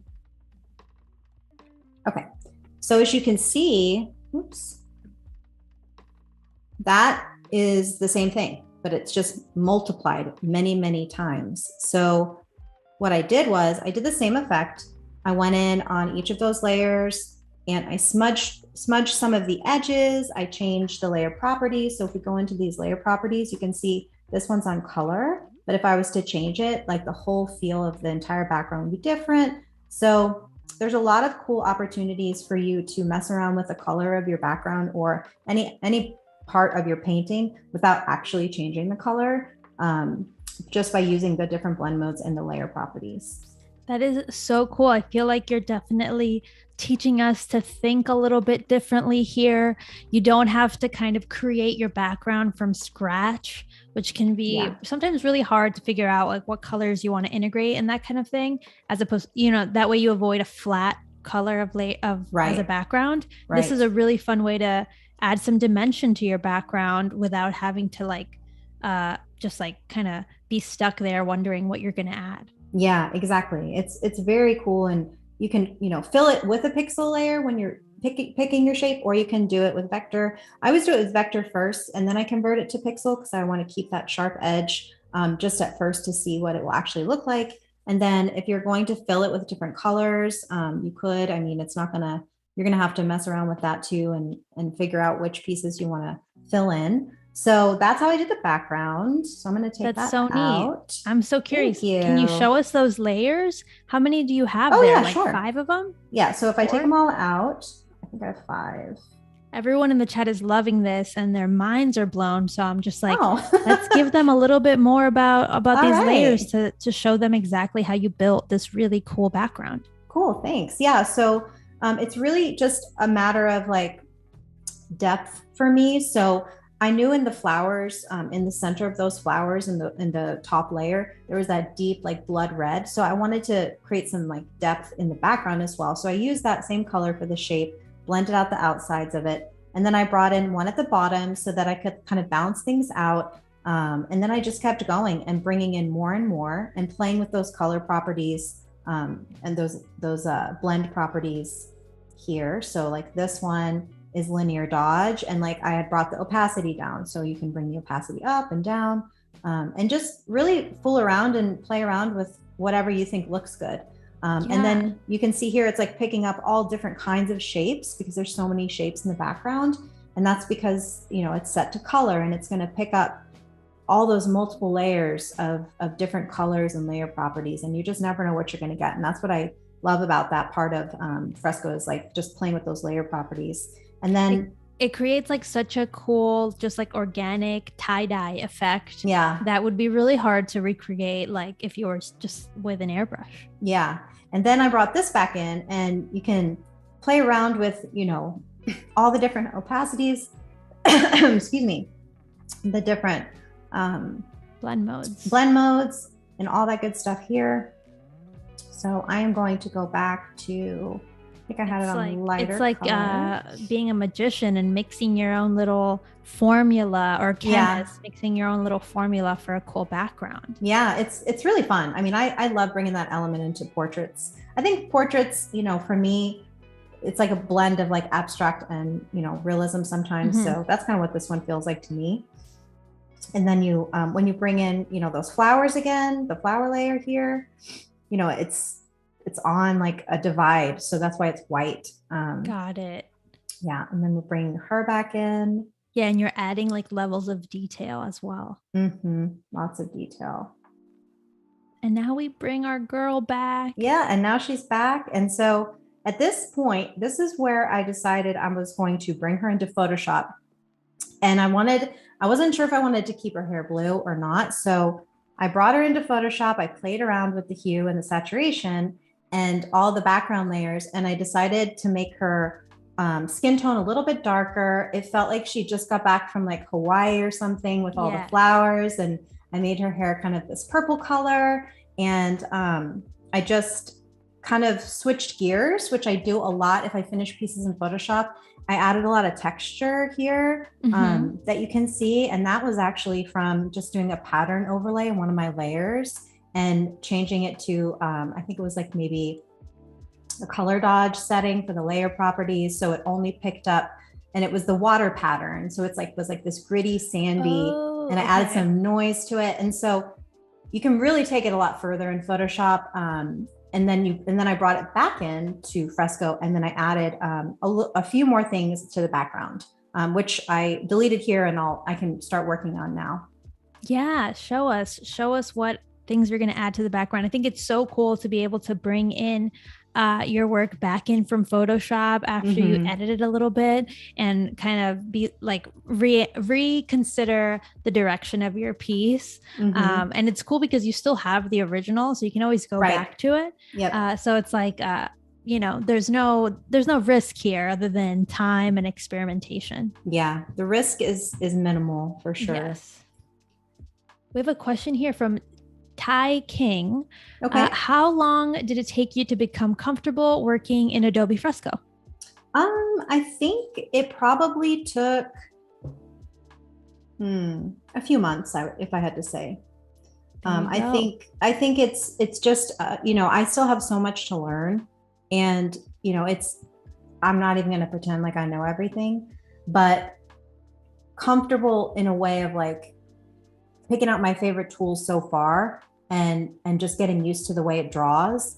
It was just a few months, and it was just a lot of practicing, like every day, basically. Yes. Yeah. I think if you really want to get into digital drawing with Adobe Fresco, if you have an iPad, then it's just a matter of putting in some time, some patience, and kind of figuring out what you want to achieve. Because sometimes, with Fresco, you can accomplish so many different styles, looks, different effects that if you go into it without knowing what you're trying, what the end goal is, you might get really overwhelmed. But if you're recreating something you've done before or kind of practicing letter form, something a little more simple, then you'll be able to get a grip on like the program and then be able to accomplish whatever it is you want to accomplish. Yeah. And if you go in with like less pressure on yourself and it's more of like, I'm just going to experiment and see how I feel, I think it also helps too, because it can be overwhelming to like learn a new program, for sure. It definitely can, especially if you're already familiar with another process. It can be like daunting to then want to, what feels like is take a step back to relearn something. But with something like Adobe Fresco, it might actually make your process a lot easier. Yeah. Or enhance your process, because there are so many cool tools like those shape tools that Melissa showed us, the vector and pixel capabilities all in one program. Those are things that might really bring something to your work that you hadn't had the chance to explore yet. Yeah, it really has changed the way that I work, and I'm kind of just sold on it at this point. I really don't draw on anything else. I tried Procreate for a little while, and I liked it, but I don't know, I think it's something about the pencil and the way that the brushes are in Fresco. And maybe just being familiar with Adobe products for all these years, it just felt like better for me. So yeah, I think if you're really familiar with Photoshop and use any other Adobe tools, Fresco is just a no-brainer, because you can go between the apps very seamlessly, and that's going to make your kind of integration to Fresco a lot easier than anything else. Yeah, it really does. Now we just have about 2 minutes until our artist spotlight. Okay. But tell us like what you're working on here and why you're choosing to add these details. Yeah, so I'm pretty much at the end here.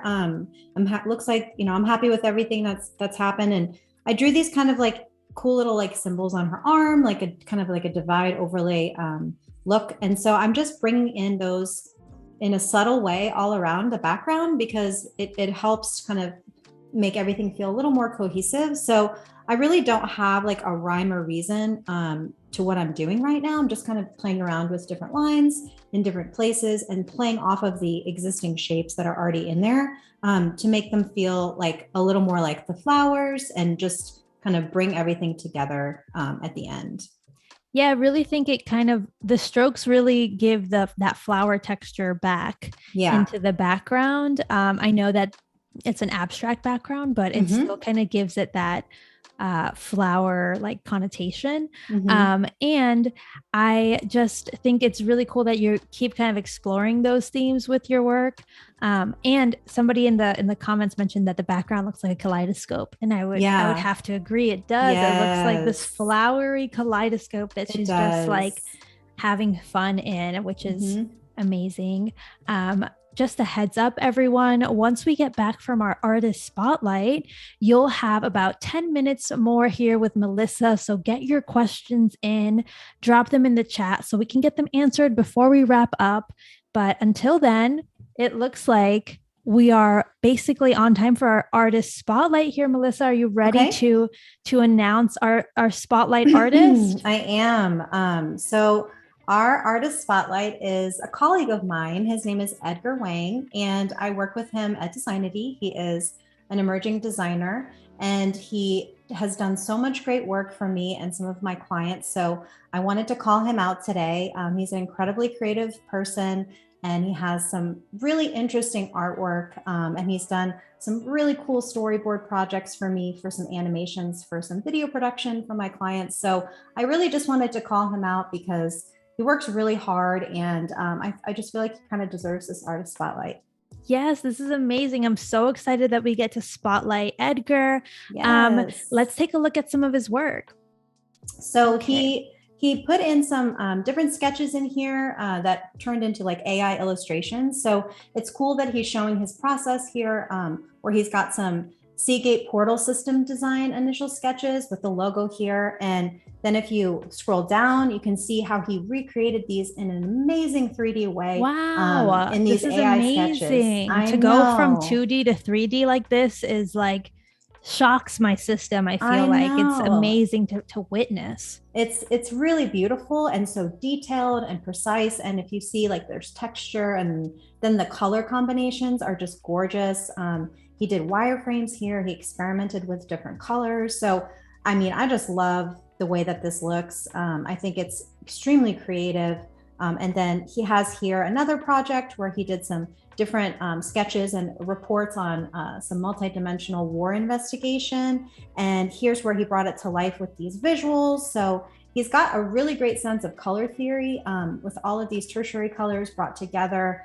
And I just think his line quality is really cool because he's capable of doing very abstract, but also very realistic when I show you some of these storyboards that he's created for my clients. So he's just got a really cool brain that I would love to dive into. He's kind of a quiet guy, still getting to know him in this first year that we've been working together, but he's always like meeting his deadlines. He works so hard for our company, and I just really thought he deserved this shout out today.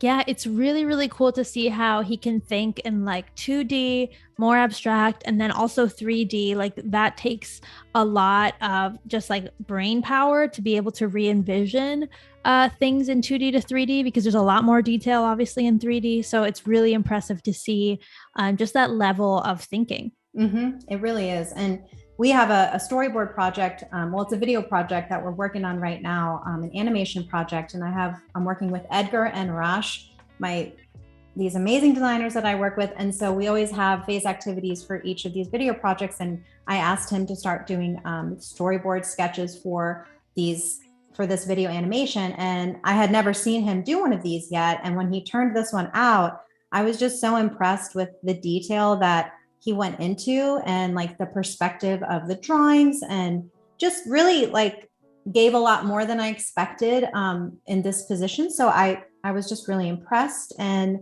then he took it over to the hi-fi elements that he designed in Illustrator for us to use in Adobe After Effects to animate these. So Arash is going to be doing the animation, and Edgar creates these in Vector. And so he's created all the assets here that we're going to be using in our animation. And then Arash goes into After Effects and animates them. And I saw some of the animation this morning, and I was so excited to show the client later. So I'm really excited just because he's done such a great job and really went the extra mile for this project, and he continues to do so. So I just thought it was important to show him some love. Yes, this is so cool to see. Just like I always think it's really cool to see kind of how all these elements get drawn and created before they go to motion, and having to create them for the purpose of an animator who's going to then go add those motion elements does require a different kind of like mindset, right? It really and preparation. does. So it's really just cool to see that. What other work does Edgar have? Let's take a look. There's some other really cool things that he has here. So this one's called Uncanny Valley type design. And you can see like all of this 3D work that's just so beautiful and so detailed and meticulous. And I love how he just shows his process for everything. He's got like a very cool vibe about him. And so this is like, you know, inspired by cyberpunk, and it's a theme of a typeface. So he's putting together like, you know, almost like a brand guideline for some typeface here. Oh, and cool. then if we go look here, we have the process of designing the font. So, you know, these are great things if you're ever wanting to get started in a creative industry, to start with the basics in graphic design. And it will really help build your portfolio, because graphic design is something that is really necessary as a baseline skill, in my opinion, for a creative if they're wanting to enter any kind of corporate environment. Yeah. And I think it's really smart the way he's presenting this kind of work and showing you the entire process that he went through to create this type, because I think sometimes we can kind of forget about showing the process and your actual design thinking, and you just show the final result, which maybe like it's really easy to be like, oh yeah, that's cool, but here it's like, oh my gosh, look at all the research that went into it, look at all the ways he kind of drilled down the letter form. So it's really cool to when you get to see like the inner workings of a creative project like this. Yeah, and it's so important to understand like how somebody works, right? How their brain works. So he did a lot of really great things. Ooh, yes. This one was Calling My Name. It's very playful. You have photo elements. We have a lot like a more graphic style. What is this? Is this a spec project? Yeah. So this is actually what Designity does. They give you a creative challenge, and the interview process is all through like a video ask. So you're doing these video interviews, and you're recording yourself, and you have to do like a mock-up creative challenge. So everybody has to go through this, even the creative directors, and Lekka Chips was the mock-up and the pretend product. So this was his design for that. And it's so cute. And it's just like really cool, like textures and color combinations. So and I think it's really on trend to mix like photo with graphic design right now. Yeah, I've been seeing that a lot. So it's really cool to see how he's taking on and reinterpreting that trend. He really is. And it's like got this kind of retro feel, but it still feels like current. So I love it. It is really neat. Is that the end of the project? I think or do we have one more to take a look? I wasn't sure if in that one we had another one. I love the colors too, by the way.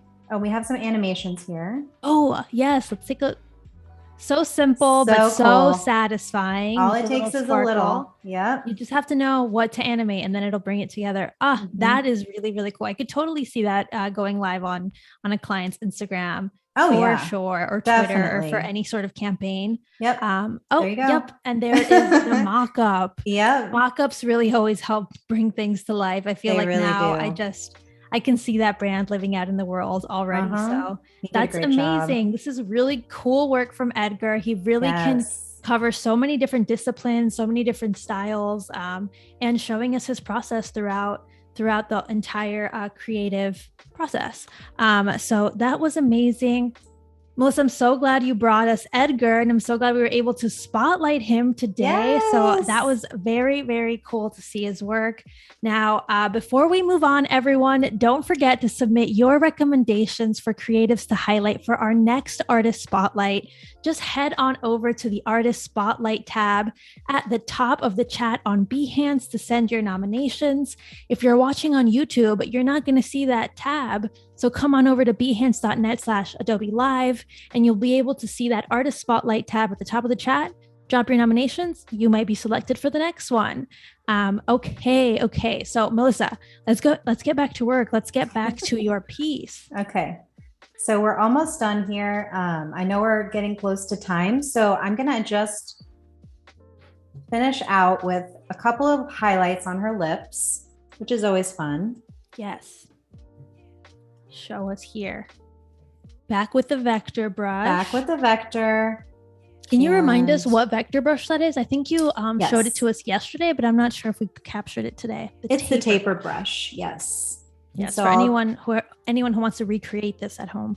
Yes. So I'm just going in and getting some loose highlights here. And then all I'm going to do is go convert to pixel layer. And I'm going to go back to my smudge brush. Oop. way too big. Hang on. And I'll see how these work. Because sometimes, it's a little too much. Sometimes I have to play around and see if it's going to be in the right spot. If it maybe looked better without the highlight. So it just depends. We're going to see. And I like how you're using this technique of kind of going up and down like that to kind of make it contour to the shape of the lip. Yeah. And it just really like makes such a difference, like very quickly. So let's just see if it's, so it's just a little too much. Another way you can do is just bring the opacity down a little bit. If you don't want to like erase. Right. Yeah. You can definitely play around with the levels. Yeah. And so right now, it's, you can play with the blend modes. That's right. You can, change things up and give it a little more dimension if you wanted to change with the layer properties with the blend modes. But for now, we'll just do a little bit more smudging, and it just gives a little more dimension. Yes. A little more dimension. Yes. I really like that. I think it looks cool and definitely kind of plays to that thing of like the whitest whites and the darkest darks and kind of integrating those throughout your piece. Yeah. Very neat. What else do you think we're going to do? Are we going to work on these nostrils? Yeah, I'm going to add a few more little baby highlights here. I'm going to see how those look.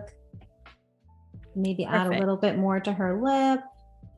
And then I'll do the same thing again. Actually, I'll just merge that down to the layer below and smudge these out. See how they look. Cool. Just a reminder for everyone, get your questions in while we have Melissa here. Any questions about her character design process, now's your chance before we are done with the stream. Yes, any questions you have. Hopefully I'll be back and you can ask more questions. Exactly. Do you ever work with any of the adjustment layer type of properties to kind of check your colors? Similar, I think you said you did it in Photoshop, but have you played with it here in Fresco? Oh, yes. Not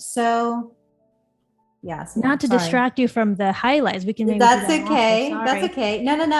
That was just a little too much highlight, so I'm just going to blend it out a little bit. But I do. I'm still getting familiar with it because what it does is when you go to that property, to that layer, let's say I was to see, so I already have it here. If you notice. Yeah. So what it does is it like gives you the option to play with the brightness and the contrast, the hue saturation and the color balance. So let's say I was going to go into the hue saturation. You can even change the blend mode here. So it creates a new layer. So anything up below that, it will affect. And if I was going to change the hue, I could do that here. I could give her like this cool, like alien look where she's all blue. So there's a lot of different things you can do in Fresco that, is really great to have access to without having to bring it into Photoshop. So that's something that's fun to play with. You can change, if you think that maybe she needs to be brought up in lightness, and then you can obviously change the contrast and all that good stuff too. And you can change the blend modes. So if you wanted to, multiply her and make her darker, there's lots of different things you can do with those adjustments in Fresco too, which is great. Yes, I figured that could be really cool for something like the background. If you're trying to just maybe see what background color might look better, or just a specific layer, even it's a quick way to kind of preview those things without having to make like a commitment to change the entire, every element. Exactly. It won't exactly work on this one because my layers are separate. So it would be affecting the whole picture up here, like I just had it, but you can definitely do this trial and error. If I was to hide her and I was to bring that hue and saturation back down to the background, then we'll be able to see if I wanted to change the background color. I think that's such a cool way to just be like, wait, maybe she's underwater. I know. Maybe she's doing something else. Maybe she's in the jungle. Totally. It definitely gives off different vibes, different moods. Like the purple's cool, and then you can change the saturation, and that will give all kinds of discotheque. She's yes, we can totally change, how it feels, and it's just like such a quick trick to be able to just tweak it and see what other options there are. Sometimes I don't know if you've tried this, create like a couple different color versions of the same Oh, drawing yes. just to see if I have another color palette I haven't explored. Yep. And it's nice to be able to do that and then make your decision after, instead of like having to recreate something. Just all the flexibilities of all these digital programs make it so easy. So it's a nice change. Definitely. It's just a cool extra thing. And there's so many properties within there that you can adjust and play with. So if you haven't tried it yourself yet, go give it a shot. Yeah, give it a shot for sure. Okay, let's get back to these highlights. Yeah, so I think I added, some to her nose. I don't think I'll add any more highlights. I might deepen the red here on the flowers a little bit more. Okay. Like bring that darkness back in. So I'll just select that color, and then I'll slide the slider down for the color wheel a little bit more, go back to that vector, and then I'll just draw a little bit of a darker color here. And that's basically how I built all these different red tones and all the tones really of the flowers. And then once I did that, I'll just go back, convert to pixel, smudge it out, and decide if I want to keep it like that or not. So beautiful. It just creates a very organic shape from such a vector is like I never think of vector as organic at all. I think about it very rigid. Yeah. And then to see how you're able to just turn it very painterly is just like a delight, and just such a cool process. Thank you. Yeah, it's really fun, and it's satisfying because you can, like, you saw how quickly I drew that, and it was like a child drew it, Yeah. But when you blend it out, that's where you can have more control. It doesn't have to be perfect. It looks like painterly, like in 1 second. Yeah. And then you can change, the layer properties again, and decide if you want it to be darker, lighter, color dodge, linear dodge.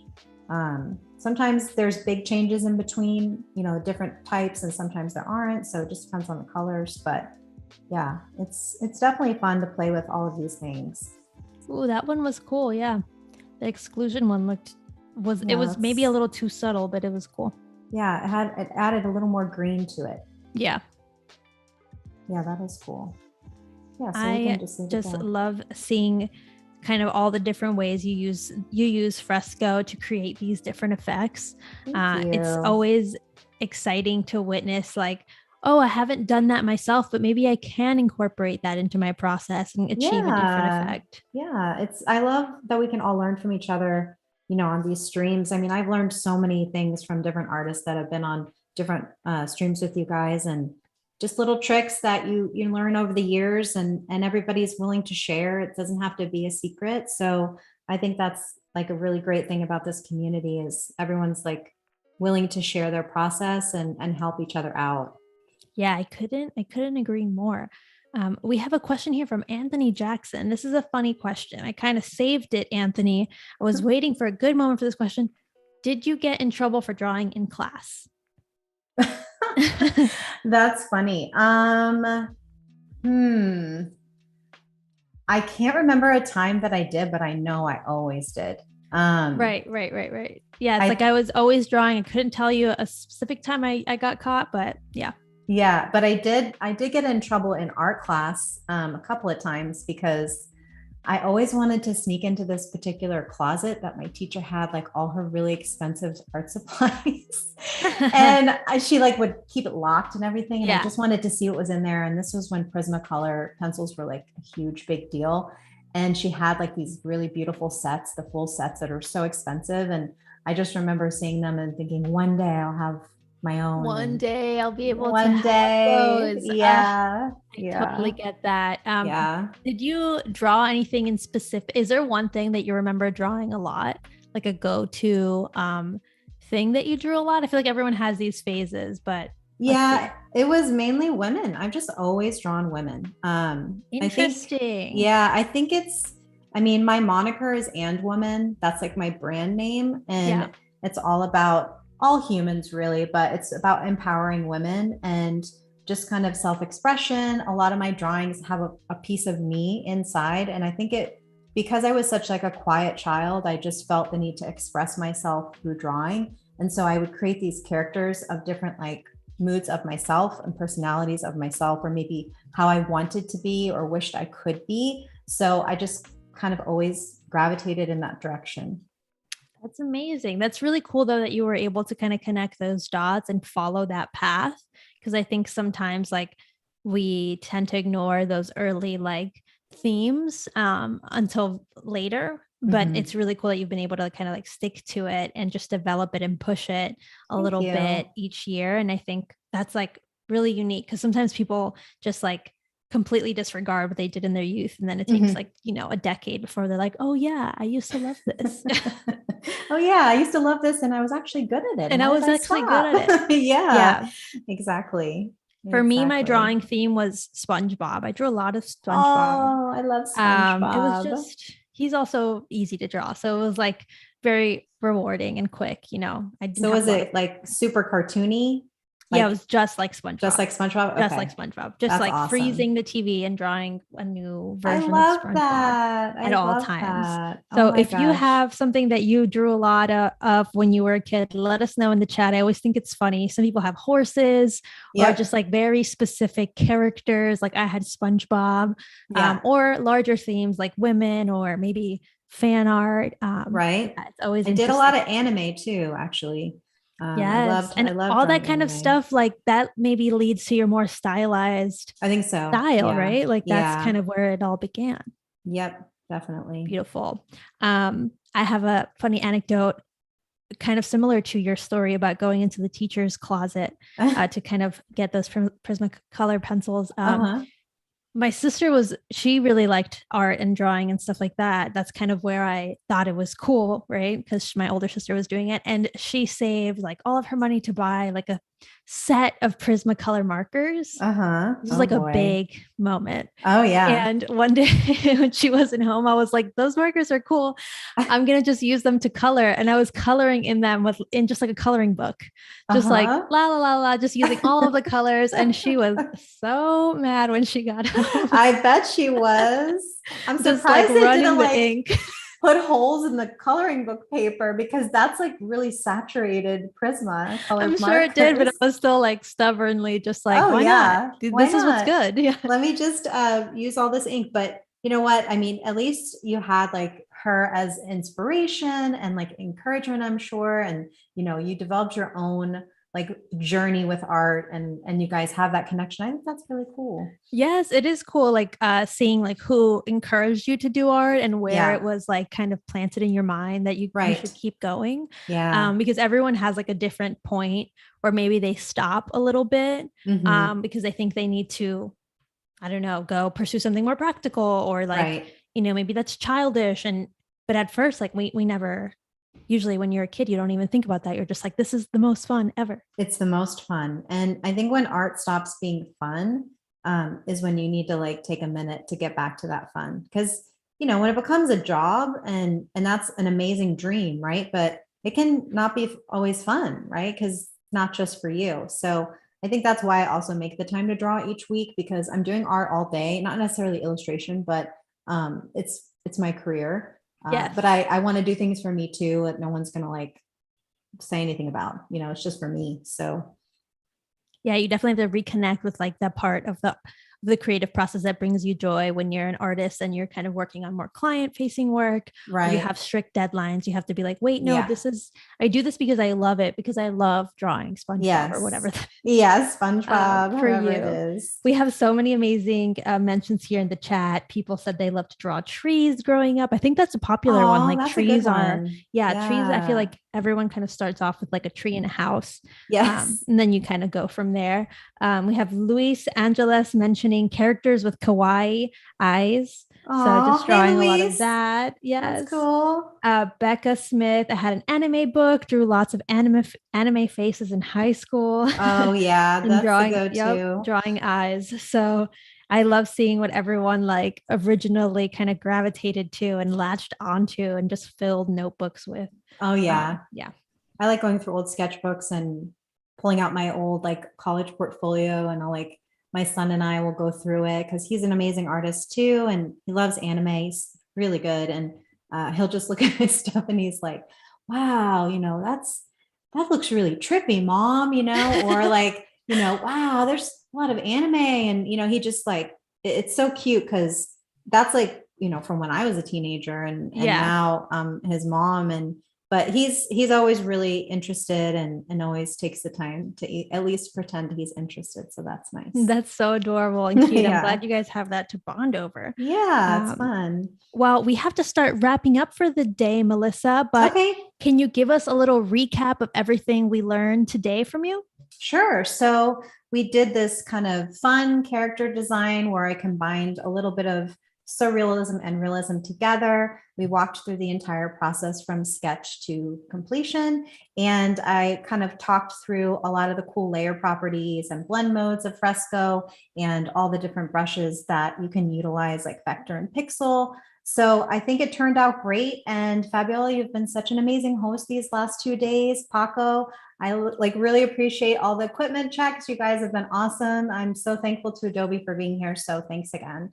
Yes, of course. Thank you to everyone who has joined us throughout this stream and who was here yesterday. Everyone who came back, shout out to you. We saw you in the chat. Yes. Thank you, Melissa, for showing us your character design process. This has been amazing. I've learned so much. We've learned so much together on the stream too. So thank you so much. Please be sure to connect with Melissa on Instagram and of course her Behance, and check her out on TikTok so you don't miss out all of her new work. I'm sure she's going to have some amazing things to share with us soon. So be sure to stick around for the creative encores of the Illustrator Creative Challenge with Julia Vaca, immediately followed by day 2 of editing YouTube videos with Javier Mercedes. Once again, everyone, thanks so much for being here with us today. You guys have been incredible. Melissa, you've been amazing. Thank you. Bye for now, everyone. Goodbye. Bye.